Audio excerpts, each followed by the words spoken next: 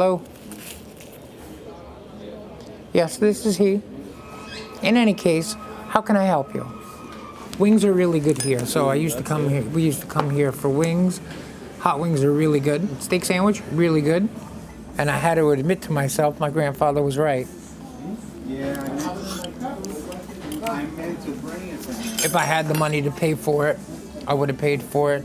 Success is never like, oh, look at all that I have today. It wasn't because I just got it overnight. It took years. It took a lifetime. Mm-hmm. So my grandfather was a builder. He came here when he was 10 years old from Italy, and he started off as a laborer, probably the hardest working person I know. And then he had 9 children. As his children got married, my grandfather gave them a house on the same block. So I had my aunt and uncle living across the street, aunt and uncle living on the left side of the house, on the right side of the house, then my grandmother and grandfather, and then my other aunt and uncle. The block was dominated by us, and there were 21 grandkids. The school bus came. It was one stop for us, one stop after us, and then straight to the school because the entire school bus was filled. It makes, for good fun after school. It wasn't hard to get a pickup baseball or football or bike riding, something going on. Me and my brother started working very young. I have early memories back from 9 years old. We used to go around and shovel people's driveways. We wouldn't ask people if they wanted their driveway shoveled. We would just shovel the driveway and then knock on the door and ask for a donation. If we didn't get a donation, we went to the next house. The mindset for us was different than the mindset for, I would say, for most people today. Our mindset was, we're going to shovel snow all day today. So regardless of who's home and who's not home, I'm not going to choose who's home and who's not home. And whoever we knock on the door and they give us a donation, we get a donation. Whoever doesn't or whoever isn't home, they got a free driveway cleaning. It paid off. Many months later, during the summer, the ice cream man would come by. We shoveled their driveways, but they were never home. They were always at work. Some of those people kind of stepped up and were like, come here, son, let me buy you ice cream, let me buy your brother ice cream. And then it became like all of my cousins, and they were buying ice cream for all of us. And then we would get like a $50 or a $100 bill, which would be a lot of money back then. That delayed gratification, if you will, where everyone's looking for that gratification now. What do I get now for doing this? What do I get today? Kind of felt better than the instant gratification of getting that money as soon as you were, finished shoveling the driveway. And we did that with the leaves. We did that with the weeds. We did that with cutting grass. And that was kind of the mindset growing up. My dad had got sick before I went away to college. He had a heart attack, so I knew I was going to have to pick up the tuition part of it. Me and my brother started the landscaping business. I was 14, he was 15. We were pushing the lawnmower as far as it can go. And then when he turned 16, we bought a truck, and we put the lawnmower in the back of the truck. And then within the next year, we had 400 lawns. We had a viable big business. I gave up the business to my brother because we both had to pay for college, and that was a viable business to pay for one of us, but it couldn't pay for both of us. I had to find another business that would do the same for me, and I found that knocking on doors, selling meat and seafood. I wanted to get more into a position where I didn't have to work with my back, where I wanted to work more really with my brain. I went to college in Boca Raton, Florida, BA in business administration. And when I got out, what I was looking to do was get a job on Wall Street. Everybody always talks about Wall Street. You hear about Wall Street and how you can make a lot of money on Wall Street. And I got a job on Wall Street on the Sunday paper, New York Times, worked for $1 million a year producer, replicate him, and obviously you're making $1 million a year. So the guy that I worked for made about $1.8 million, $1.9 million the year before. I was excited to learn the business. I didn't really know much about Wall Street. I didn't know much about stocks, bonds. In the beginning, they told us to read the Wall Street Journal, Investors Business Daily, cover to cover, every day, and you're going to learn about the market. We would start at 7:30 in the morning meeting. You had to have read the 2 newspapers already so that you could have intelligent conversations with the people that we were cold calling. And then we would get on the phone and we would cold call at 8 o'clock in the morning. So from 8 o'clock in the morning, they would kick your chair out. And for the next 14 hours till 10 o'clock at night, you were making phone calls, calling people and asking them if they had money in the market, how many brokers they had, what type of investments they had. It was a lot of hard work. And you made 1,000 phone calls a day. It's a lot of people to speak to every day, by the way. If you've never tried it, 2 things you'll find out very quickly. It's tough to stand up for 14 hours and talk on the phone, is that phone gets very hot after 14 hours of going back up to your ear, hanging up, going back up to your ear again. I got cauliflower ear from the heat of the phone. And then you had the, I guess, liberty, if you will, to take your Series 7 exam and get licensed and go out on your own. 6 weeks later, we took our test. Half of us passed, half of us failed. If you failed, you had to start that whole process again, which was absolutely miserable. If you could imagine, you get out of work at 10, you get to the train, you catch the 11:05 home, get to the train station at 12:05, back to my parents' house at 12:30, then dinner and a shower is 2 in the morning, go to sleep, 4:45, wake back up, head right back to work. It's hard for me to call it really hard work when you're not really working hard physically with your body. It definitely was very hard work.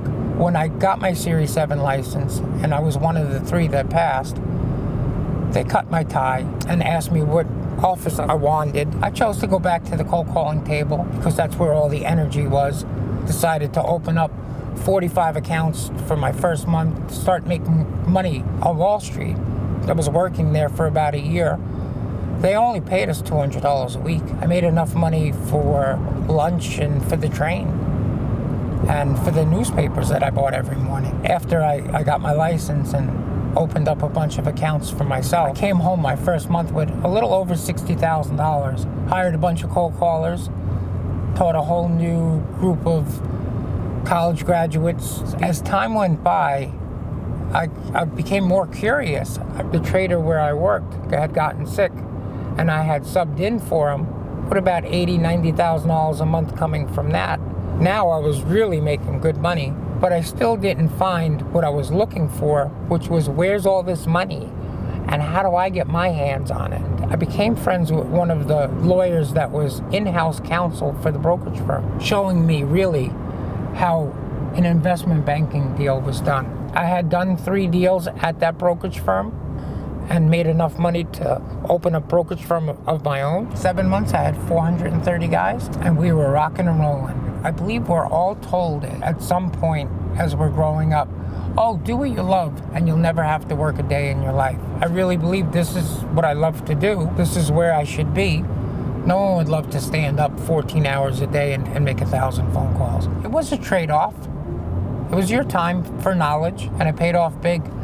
I ran that brokerage firm for about 4.5 years, and then I got hit by a drunk driver. The next 6 months I spent in the hospital, sold the business. I finally got back home. I was on a feeding machine for 18 months. That certainly was not fun. If you can't eat and you're Italian, you're not a happy camper.